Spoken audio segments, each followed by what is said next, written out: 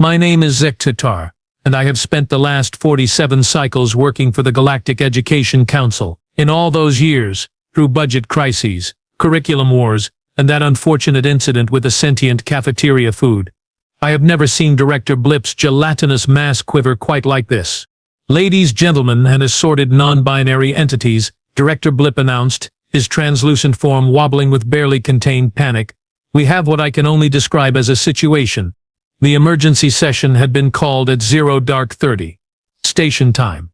Around the conference table sat representatives from every major species in the Intergalactic Academy system. The crystalline delegation sparkled nervously, their geometric forms refracting anxiety through the room. The tentacled consortium writhed in their seats, while the gasbag collective floated with unusual stillness that screamed dread. The Vorthak collective, Director Blip continued, pausing for what I assume was dramatic effect but looked more like digestive distress, has formally requested enrollment slots for their offspring in our educational program. The silence that followed was so complete, you could hear the station's life support systems humming their mechanical lullabies.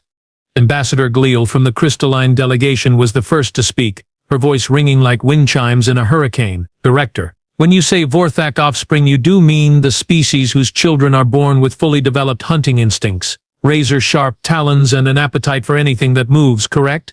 The very same, Director Blip confirmed, somehow managing to nod without having a discernible head. Counselor Blix from the tentacled consortium raised 3 of his appendages simultaneously. Perhaps we should clarify the educational requirements.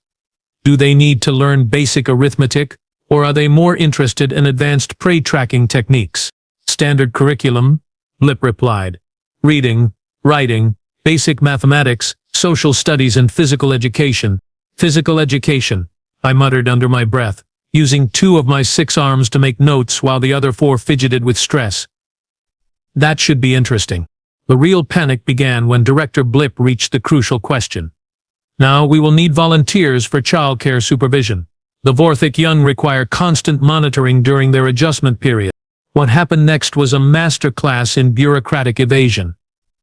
Ambassador Gleal suddenly remembered urgent crystalline maintenance schedules. Counselor Blix discovered a pressing need to return to his home system for tentacle grooming. The gas bag representative began deflating rapidly, claiming atmospheric incompatibility. Within moments, the conference room had emptied faster than an airlock breach, leaving only Director Blip, myself, and the distinct scent of fear-induced pheromones lingering in the recycled air. Well, Director Blip said, his mass settling into what I interpreted as resignation, this is going to be problematic. That, as it turned out, was the understatement of the millennium. That's when the ceiling panel above Conference Room 7 made a metallic clang, followed by what sounded suspiciously like someone cursing in a language I didn't recognize. A pair of boots appeared through the opening, followed by legs, a torso, and finally the head of what I could only describe as the most unremarkable creature I had ever encountered. The being dropped down onto the conference table with surprising grace, brushed dust off his blue coveralls, and looked around with mild interest. He appeared to be made of soft, pink flesh wrapped in some sort of fabric covering. No visible weapons, no natural armor, no intimidating features whatsoever. If anything, he looked like something the Vorthak young would use as a chew toy. Sorry about that, the creature said, his voice carrying what I would later learn was a distinctly human accent. Air filtration system in Section C was making weird noises again. Name's Marcus Chen, Maintenance Division. He extended one of his appendages toward Director Blip, who recoiled slightly. Yes, well, Director Blip stammered. We were just concluding our meeting about the Vorthak enrollment situation. Marcus tilted his head, a gesture that somehow conveyed both curiosity and complete fearlessness. The hunter-killer species? Yeah, I heard something about that through the vents. Nobody wants to babysit the kids, right? Babysit, I repeated, all 6 of my arms momentarily freezing in horror. He just called supervising apex predator offspring babysitting. Well, yeah, Marcus shrugged, a peculiar human gesture that seemed to indicate either indifference or insanity. How dangerous can they be? They're just kids. Director Blip's mass quivered again. Mr. Chen, these are not ordinary children. Vorthak young are born with fully developed hunting instincts, retractable claws, and bite forces that can crush most known metals. Marcus scratched his head. Another baffling human behavior. Sounds like my German Shepherd back home, except probably better behaved. I've got 3 kids of my own, 2 boys and a girl, ages 8, 10 and 12. Trust me, if you can survive a weekend with human children hopped up on sugar and video games, you can handle pretty much anything. The silence that followed was different from before. This wasn't the silence of bureaucratic panic. This was the silence of creatures witnessing something so fundamentally wrong with the universe that their minds refused to process it. You're volunteering, I said slowly, to supervise Vorthak Young, willingly. Why not? Marcus replied with that same casual shrug. Sounds interesting. Plus I could use the overtime pay. College isn't getting any cheaper, even with the Earth Galactic exchange rate. That's when Ambassador Gleal, who had been trying to sneak back toward the exit, stopped dead in her tracks. Did he just say he has offspring of his own? 3 of them, Marcus confirmed cheerfully. And they're all still alive, which I consider a parenting win. Within minutes, a betting pool had formed among the remaining staff members. The over-under on Marcus's survival time was set at 72 hours. Most bet significantly lower. The custodial staff, who apparently knew Marcus better than anyone, were the only ones brave enough to take the over. Director Blip's mass had settled into what I can only describe as desperate resignation. Mr. Chen, you're hired. May whatever deities you worship have mercy on your soul. Marcus just grinned. This is going to be fun. That, as it turned out, was both completely wrong and absolutely right. 3 days later, I found myself stationed in the main reception area with Marcus, Director Blip, and enough security personnel to invade a small moon. The betting pool had grown to include species from 17 different sectors, with odds now heavily favoring Marcus lasting less than an hour. The arrival of battle matriarch Vorthak was announced by the subtle vibrations in the station's hull as her ship docked. When the airlock doors opened, she emerged like a living nightmare wrapped in ceremonial battle armor, standing nearly 3 meters tall, with scales that looked like they could deflect plasma rounds. Vorthak was everything you'd expect from a species that had conquered half the known galaxy before deciding warfare was boring. Greetings, soft ones, she rumbled, her voice carrying the kind of authority that made hardened warriors wet themselves. I bring my spawn for your educational experiment. Behind her came 3 smaller versions of pure concentrated mayhem. The first, whom Vorthak introduced as Scar, was roughly the size of a ground transport vehicle. His scales were a deep crimson, and his eyes held the kind of intelligence that calculated the weak points in your anatomy while you were still saying hello. Multiple rows of teeth gleamed like polished daggers when he yawned. Thing, the second juvenile, was slightly smaller but compensated with extra appendages that ended in claws capable of shredding most known materials. She moved with the fluid grace of a born predator, constantly scanning for threats or prey. Her tail, which was longer than Marcus was tall, ended in what appeared to be a biological mace. Then there was Tiny, the youngest. Tiny was only the size of a small hovercar, but what he lacked in stature he made up for in enthusiasm. Every few seconds he would snap at invisible prey, his jaws producing sounds like steel traps closing. Before I leave my offspring in your care, Vorthak continued, fixing Marcus with a stare that had reportedly made enemy generals surrender without firing a shot, you must understand their nature. Scar once mistook a diplomat for prey and consumed half his delegation before realizing his error. Fang marked her territory by eviscerating the furniture in our embassy on Centauri Station. And Tiny, sweet Tiny, has a habit of hunting anything that moves, breathes, or makes interesting noises.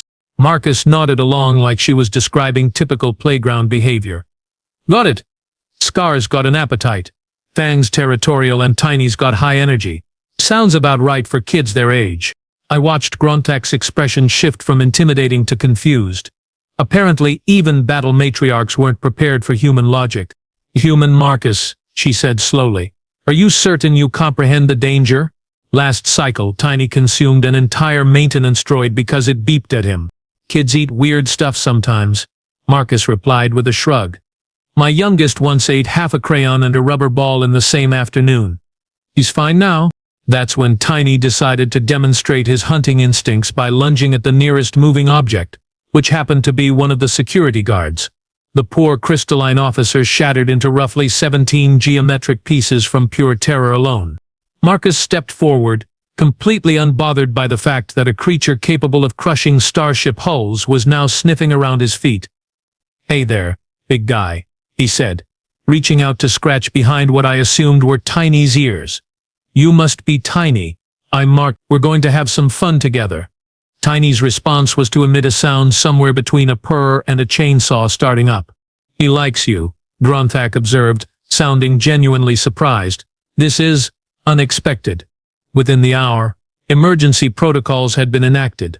All other students were relocated to what the administration euphemistically called alternative learning environments, but which everyone knew were blast-proof bunkers on the far side of the station. The regular teaching staff had been granted extended leave for mental health purposes. Marcus, meanwhile, had somehow convinced all three Vorthak young to sit in a rough circle while he explained the basic rules of school. "Rule 1, he said, holding up a finger.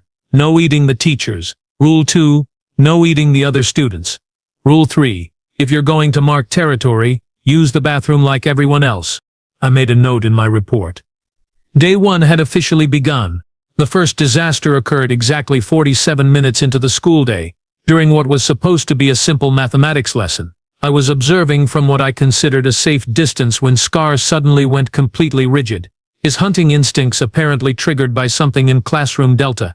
"Target acquired," he growled in his species' native tongue, which my translator helpfully rendered as approximately 70% more terrifying than it probably was in the original. Before anyone could react, Scar launched himself through the classroom door with the grace of a guided missile and the subtlety of a supernova. The sound of splintering furniture filled the air, followed by what I can only describe as the death screams of mathematical concepts. Marcus jogged after him with the casual urgency of someone chasing a runaway dog. "Scar, buddy, what's the problem?" When we reached the classroom, we found Scar locked in mortal combat with the overhead lighting fixture, elaborate crystalline chandelier that refracted light into complex geometric patterns.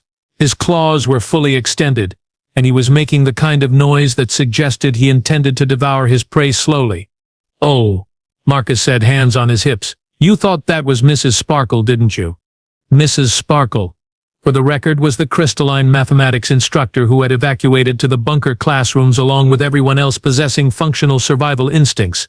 The light patterns, I realized, they're similar to crystalline bioluminescence.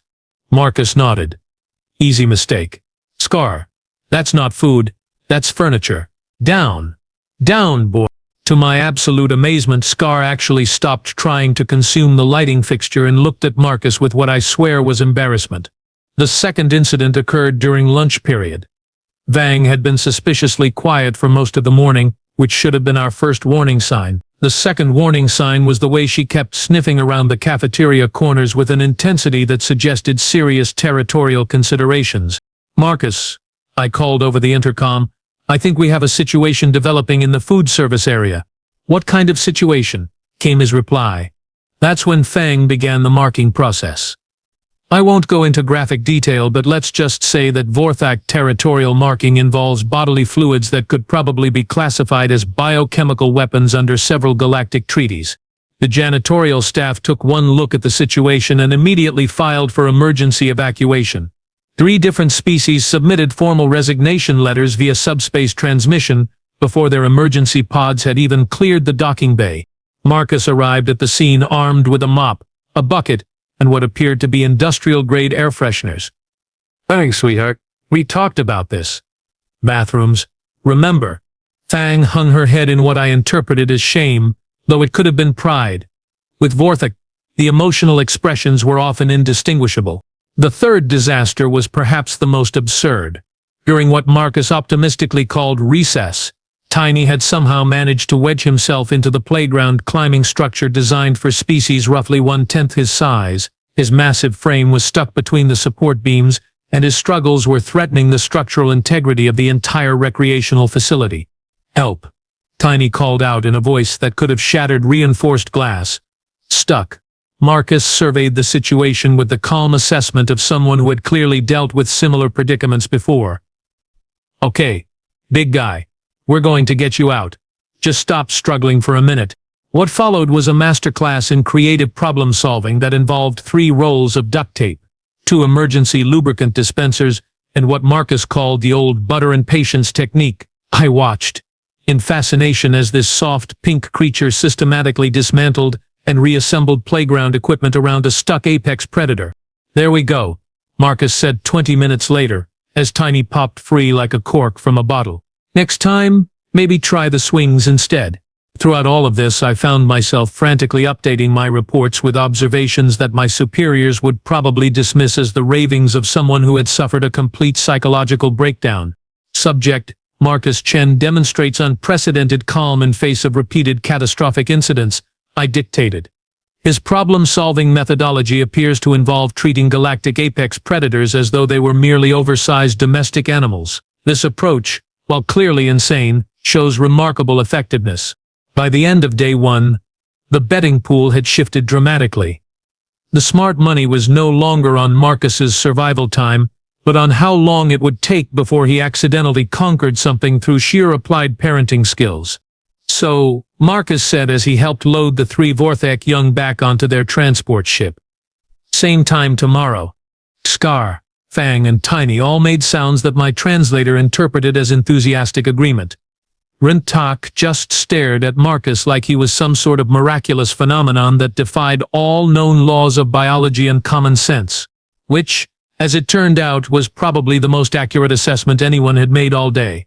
By week 2, something extraordinary was happening. The Vorthak young were actually attending classes without causing mass evacuations or structural damage. Well, mostly without structural damage. There had been that unfortunate incident with the cafeteria tables, but Marcus insisted that was just enthusiastic participation. I had been documenting this phenomenon with the dedication of a scientist observing a new form of matter. What I was witnessing defied every principle of xenopsychology, educational theory, and basic survival instincts known to galactic civilization.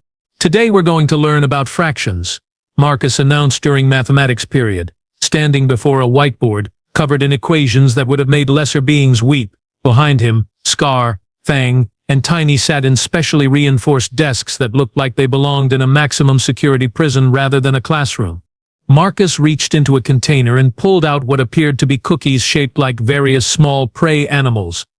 "If we have 12 gazelle cookies, and we want to divide them equally among 3 hunters, how many does each hunter get?"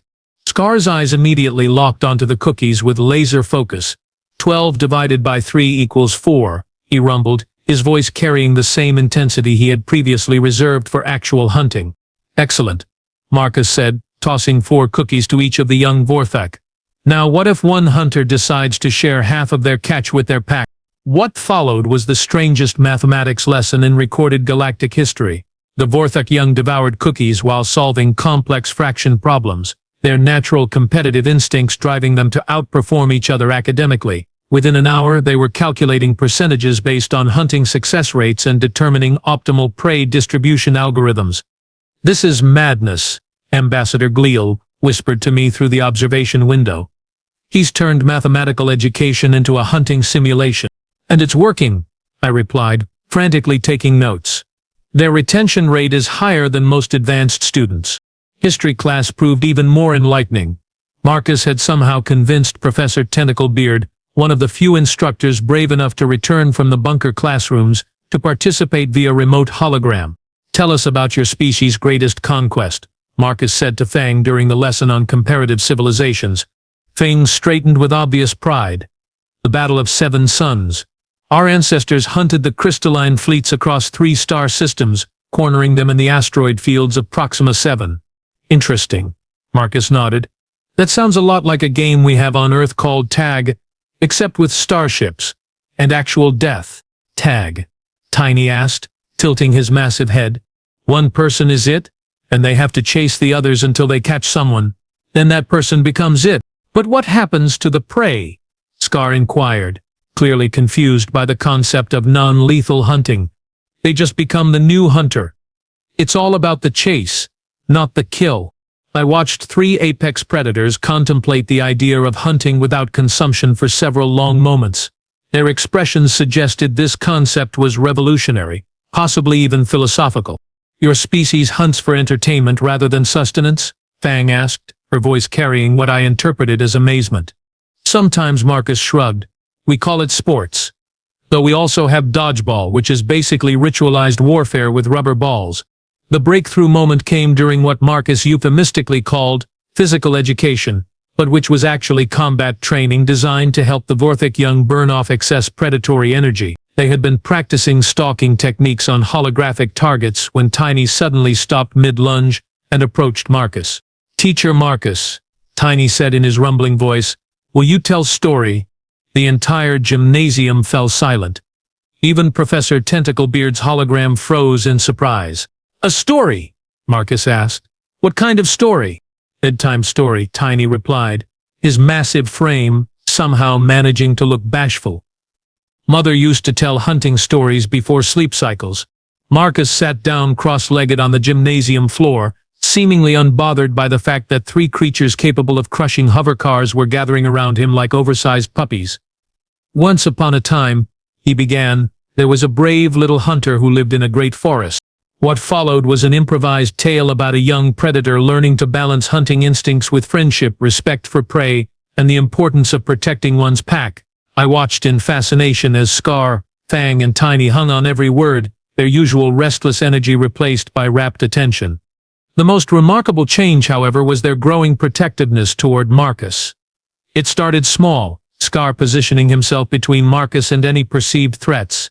Fang scanning the environment constantly when Marcus was present, Tiny following him like a devoted guard dog. By the end of week 2, visiting officials from other sectors began reporting an unusual phenomenon. When they approached Marcus with anything resembling aggressive body language, all three Vorthak young would immediately move into defensive positions around their human teacher. "They've imprinted on him," Director Blip observed during one of our daily briefings. "Three of the galaxy's most dangerous predators have decided that Marcus Chen is part of their pack. More than that," I corrected, reviewing my notes. "They've accepted him as their pack leader. A soft, squishy, completely defenseless pack leader who somehow commands their absolute loyalty through the revolutionary technique of treating them like children instead of monsters." The betting pools had evolved too. The new wagers weren't about Marcus's survival, but about how long it would take before other species started requesting human childcare providers. That, as it turned out, would happen sooner than anyone expected. The attack came during afternoon snack time, which in hindsight was probably the worst possible timing for the pirates involved. I was in my office reviewing Marcus's latest teaching reports when the station's emergency klaxons began wailing. The automated announcement that followed made my 6 arms freeze mid-motion. "Alert! Hostile vessels detected. Boarding parties confirmed. All personnel evacuate to emergency shelters immediately." The Crimson Fang Syndicate, according to later intelligence reports, had chosen Nexus Prime specifically because they believed a space station full of educators would offer minimal resistance. Their plan was simple: quick raid, steal valuable technology and educational resources, escape before military reinforcement arrived. They had clearly not factored Marcus Chen and his students into their calculations. The evacuation proceeded with the kind of organized panic that only bureaucrats can achieve.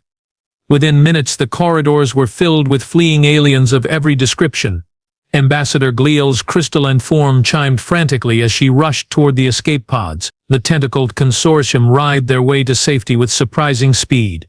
Even Director Blip managed to jiggle toward the emergency shelters with impressive urgency.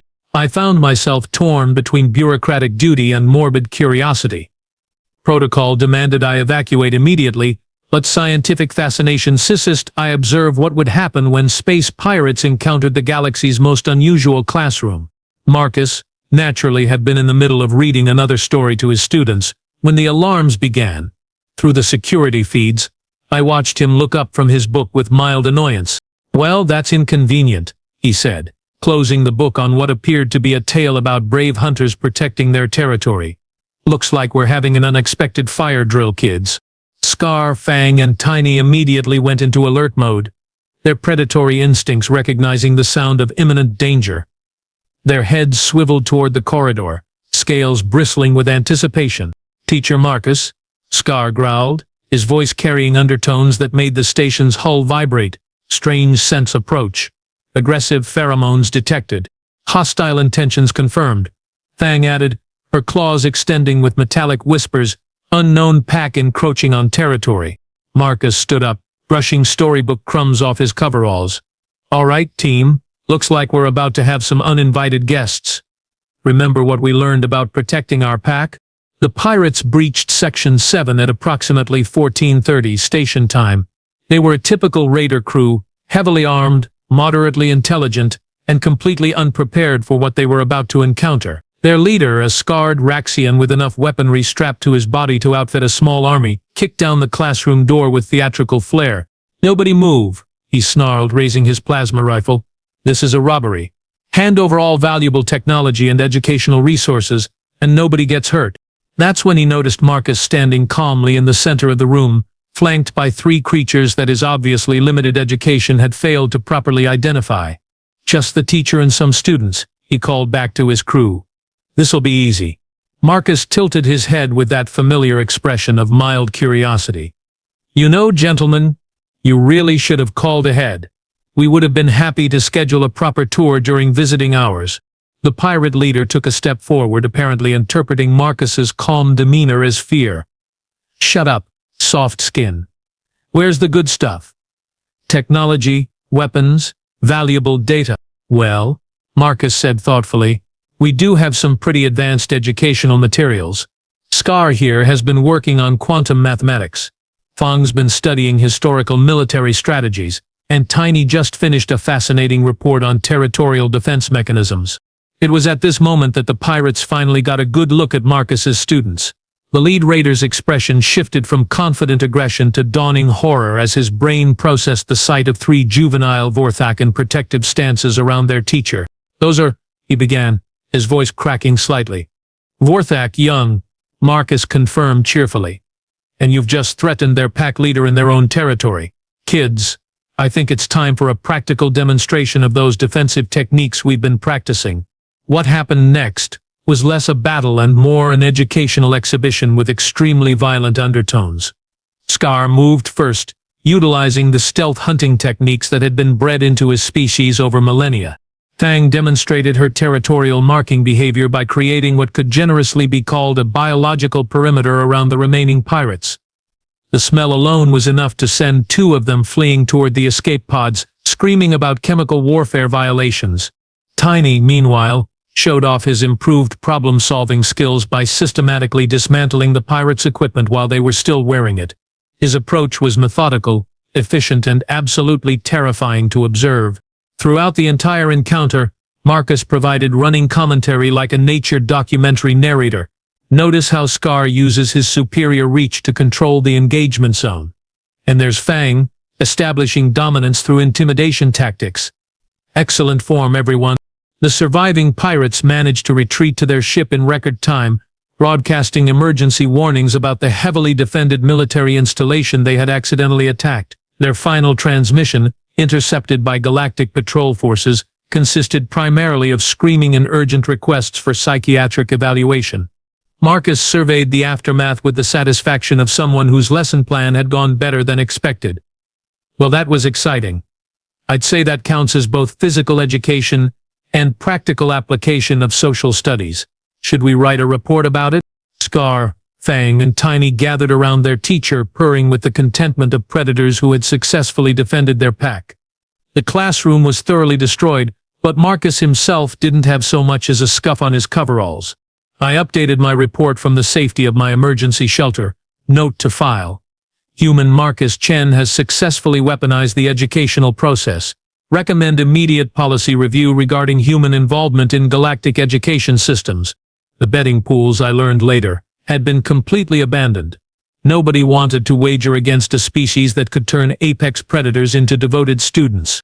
The aftermath of what the local news networks dubbed the educational incident brought changes that none of us had anticipated. Within hours of the pirate retreat, delegations from across the sector were requesting meetings with Director Blip. The waiting list for appointments stretched longer than a diplomatic trade negotiation. I found myself fielding communications from species who had previously considered the Vorthak collective to be an existential threat to galactic civilization. "We watched the security footage," he announced, his ethereal form shimmering with what I interpreted as enthusiasm. "Those children, they protected their teacher with genuine affection. They weren't acting on programmed aggression or territorial instinct. They were defending someone they cared about. The revelation was spreading through diplomatic channels faster than gossip at a trade conference. Species that had spent centuries viewing the Vorthak as unstoppable killing machines were suddenly seeing them as parents who wanted educational opportunities for their offspring. The paradigm shift was unprecedented. Within a week, enrollment applications began flooding our admissions department. The Crystalline Collective wanted their young to learn alongside former enemies as a lesson in conflict resolution. The Tentacled Consortium submitted requests for joint curriculum development, focusing on interspecies cooperation. Even the Gas Bag Assembly expressed interest in what they called practical peacebuilding through shared learning experience.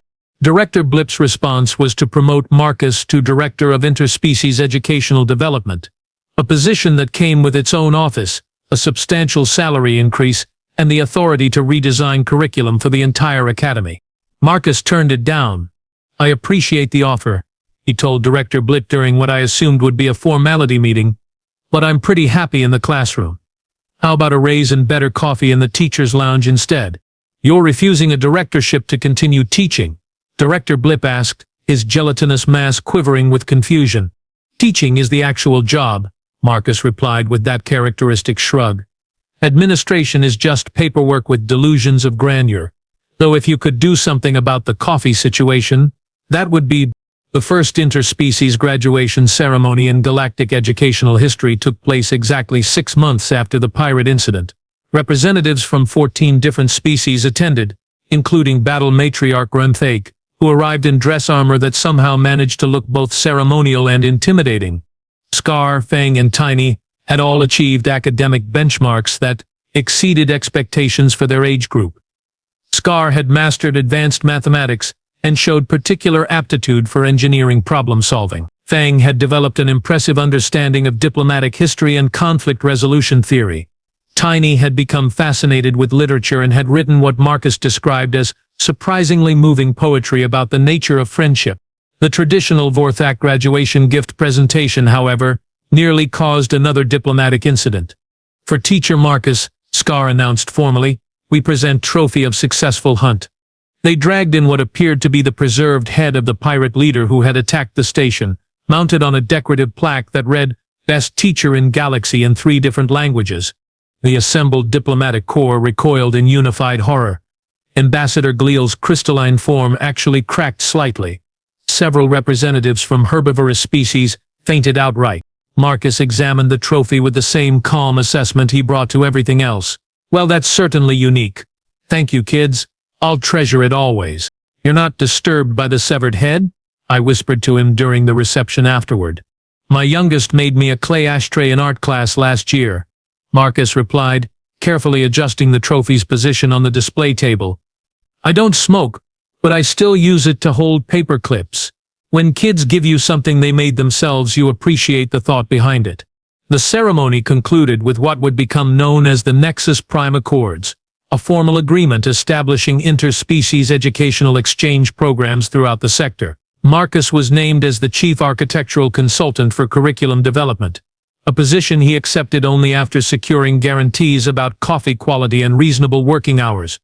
As I watched him pose for pictures with his graduating students, I realized that we had witnessed something far more significant than successful education. We had seen the birth of a new approach to interspecies relations, one based on the radical concept that understanding begins with treating everyone, regardless of their capacity for violence, as individuals worthy of respect and care. The betting pools had evolved once again. Now the wagers focused on how long it would take before every major species in the galaxy was requesting human teachers for their young. Filing my final report on the Vorthak Educational Integration Program, I find myself contemplating the fundamental nature of what we call dangerous in this galaxy. 6 months ago, the mere mention of Vorthak young in an educational setting would have caused mass panic and emergency evacuations. Today, the waiting list for enrollment in what is now officially called the Marcus Chen Interspecies Academy stretches across 17 sectors. The transformation has been complete and somewhat terrifying to observe. What began as a desperate experiment in crisis management has evolved into the most prestigious educational institution in known space. Parents from species that have been mortal enemies for millennia now compete for admission slots, hoping their offspring will benefit from what educational theorists are calling the human approach to interspecies development. A typical day at the Academy now involves Marcus casually mediating disputes between young crystalline honor students and adolescent gasbag philosophers while preventing Vorthak teenagers from hunting the maintenance droids. This morning, I observed him break up a territorial conflict between 3 different species using nothing more than a bag of assorted snacks and a lecture about sharing that somehow referenced both quantum mechanics and ancient Earth playground regulations. The irony has not escaped the broader galactic community. Marcus Chen, a maintenance worker who volunteered for a job nobody else wanted, has become the most feared childcare provider in the galaxy. Diplomatic parents who wouldn't hesitate to declare war over trade disputes now treat him with the kind of reverence usually reserved for religious figures or weapons of mass destruction. Mr. Chen, Ambassador Gliel informed me during last week's parent-teacher conference, has achieved something we thought impossible. He has made our children better than we are. The Academy's success has spawned imitation programs across the sector, though none have matched the original's effectiveness. Apparently, the specific combination of human fearlessness, practical problem-solving, and genuine affection for young beings cannot be easily replicated. Several species have formally requested the loan of human teachers, treating them as a strategic resource more valuable than rare minerals or advanced technology. Marcus himself remains blissfully unaware of his galactic reputation. When asked about his teaching philosophy during a recent interview, he simply shrugged and said, "Kids are kids regardless of how many teeth they have or what they're capable of hunting. Treat them with respect, set clear boundaries, and always keep snacks handy." As I conclude this report, I cannot help but reflect on the broader implications of what we have witnessed. For centuries, our various species have measured strength through military might, technological advancement, or economic dominance. The humans have quietly demonstrated a different kind of power altogether, the ability to transform potential enemies into devoted allies through the simple act of caring for their young. Perhaps the real revelation is not that humans can tame apex predators, but that they approach every relationship with the assumption that understanding and affection are possible. In a galaxy full of species that have spent millennia perfecting the art of destruction, the humans have mastered something far more dangerous: the art of making friends. That, I suspect, makes them the most terrifying species of all. End of report. Zektar, Senior Administrative Observer, Galactic Education Council.